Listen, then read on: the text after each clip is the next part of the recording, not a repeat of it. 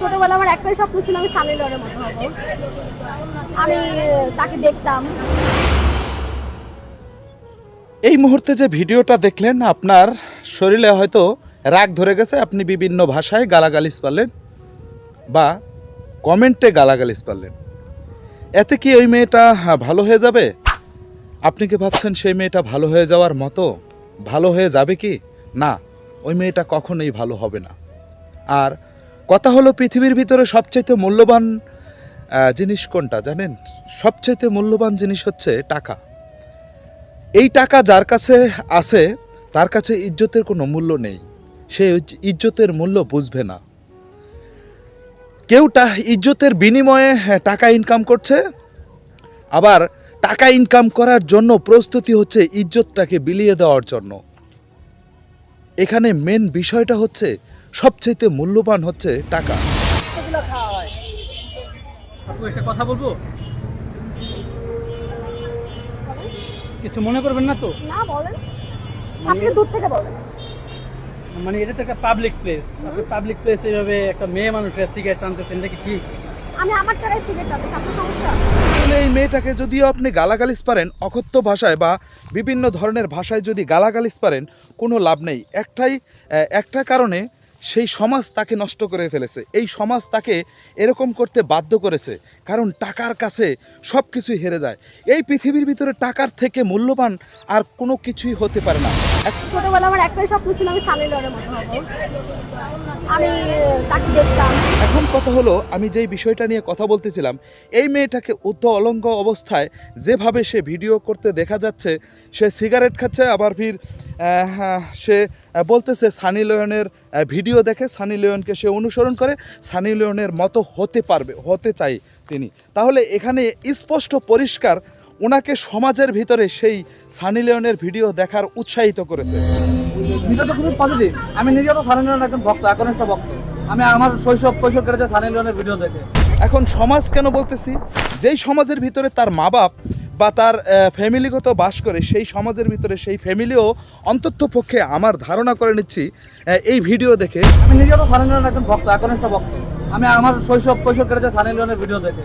যে তার ফ্যামিলিগত অন্তত পক্ষে এই ভিডিওগুলো দেখে, এবং সানি লিওন কী ধরনের ভিডিওগুলো তৈরি করে, সানি লিওন যেই ধরনের ভিডিওগুলো তৈরি করে সেই ধরনের ভিডিও ইতিমধ্যেই অন্তত পক্ষে পৃথিবীর ভিতরে এমন কোনো ব্যক্তি নেই যে সানি লিওনের ভিডিও কি করে সেই ভিডিও সম্পর্কে ধারণা নেই। সানি লিওনে এমন ধরনের ভিডিও করে যা শরীরের ভিতরে প্রত্যেকটি পশম এক একজন মানুষে গুনতে পারবে, তার শরীরের দৈহিক গঠন কীরকম এবং কতটুক সৌন্দর্য এবং সে কি করে সম্পূর্ণ পৃথিবীর মানুষে কিন্তু জানে যে সে কী ধরনের ভিডিওগুলো তৈরি করে। তাহলে সেখান থেকে সে ইন্সপায়ার হয় যে সানি লিওনের মতো ভিডিও তৈরি করবে এবং সানি লিওনের মতো হতে চায়। ছোটবেলা আমার একটাই স্বপ্ন ছিল আমি সানি লিওনের মতো হব। আমি তাকে দেখতাম, তারপরে তার নাচগুলো আমি চেষ্টা করতাম, নাচতাম, গাইতাম, এগুলোই করতাম। তাহলে সানি লিওনের মতো হতে গেলে তার কি কি করতে হবে? এখন ভাবুন যে ওই ধরনের কার্যকলাপ করার জন্য কি কি প্রয়োজন এবং কি কি দরকার এবং কেন সে করতে চাচ্ছে সে এই ধরনের ভিডিওগুলো বা এইরকম তাকে অনুসরণ করার একটাই কারণ হচ্ছে টাকা। এই টাকাকে পৃথিবীর ভিতরে সবচাইতে মূল্যবান বস্তু বা পদার্থ ভাবতে হবে এবং মানতে হবে। এই টাকার জন্য এই ক্ষমতা, টাকা হচ্ছে ক্ষমতা, এই ক্ষমতা, টাকা হচ্ছে সর্বোচ্চ ক্ষমতা। এই ক্ষমতাটাকে পাওয়ার জন্য এক একজন এই পৃথিবীর ভিতরে মানুষ যারা আছে, মানুষরূপী যারা পশু আছে, তারা বেহেশতকেও বিক্রি করে দিতে বাধ্য হয়। কারণ আমরা ইতিমধ্যেই নির্বাচনের কাতারে আমরা দেখেছি। এখন ধরেন তারা যদি বেহেশতকে ক্ষমতার লোভে বিক্রি করে দিতে চায়, এই মেয়েটা এই বাংলাদেশের বুকে, এই 95% মুসলমানের দেশে অর্ধ উলঙ্গ অবস্থায় বুকের সম্পূর্ণ দেখা যায়, দৈহিক গঠন যা আছে সব কিছুই দেখা যায়, আবার প্রকাশ্যে সিগারেট টানছে।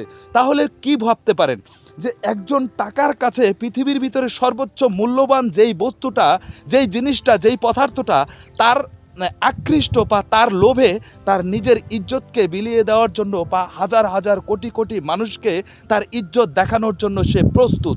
সেই কারণেই সেই বলছে, ছোটবেলা আমার একটাই স্বপ্ন ছিল আমি সানি লিওনের মতো হব। আমি তাকে দেখতাম। এই মেয়েটার আসলেই কোনো দোষ নেই।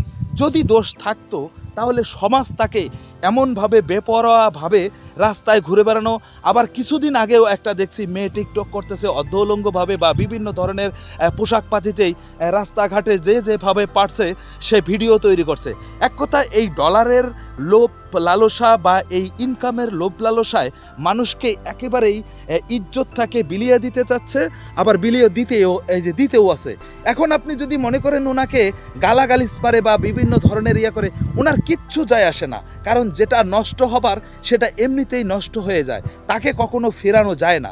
তবে এখান থেকে আপনারা হয়তো একটাই করতে পারবেন, এদের ভিডিওগুলো বয়কট করতে পারবেন, আবার এদের চলাফেরা বয়কট করতে পারবেন। যদি আপনি নিজের থেকে নৈতিকতা থাকে, আপনার যদি কাছে মনে হয় যে না 500 টাকা দিয়ে ইজ্জত কিনা যায়, আমি এই ইজ্জতের মূল্য 500 টাকা না, লক্ষ টাকা দিলেও সেই ইজ্জত আমার কোনো প্রকারে মানুষকে দেখানো সম্ভব না, যদি আপনি মনে করেন, তাহলে আপনার কাছে এই নৈতিকতাটা এবং এটার সাথে এইভাবেই আপনি প্রতিবাদ জানাতে পারেন।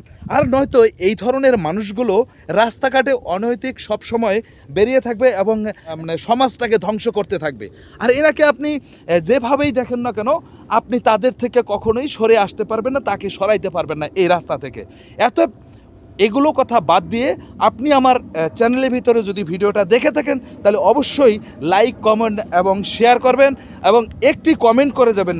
মূল্যবান কমেন্টের দ্বারাই আমার ভিডিও তৈরি করার অনুপ্রেরণা। আমার ভিডিওগুলো তৈরি করে ব্লগ এবং বিভিন্ন ধরনের ভিডিওগুলো তৈরি করে থাকি। ভালো থাকবেন। দেখুন কত বড় একটা প্লেন যাচ্ছে, আপনারা দেখতে পারতেছেন কিনা, বিশাল বড় একটা প্লেন যাচ্ছে। এই প্লেনটাও আপনাদেরকে দেখাইয়া এখানে এই ভিডিওটা শেষ করছি। খোদা হাফেজ, ভালো থাকবেন, ধন্যবাদ। বিষয়টা খুবই পজিটিভ। আমি নিজেও তো সানি লিওনের একজন ভক্ত, একনিষ্ঠ ভক্ত। আমি আমার কৈশোর কেটেছে সানি লিওনের ভিডিও দেখে, তার মুভি দেখে, এই জন্য আমার তাকে ভালো লাগে।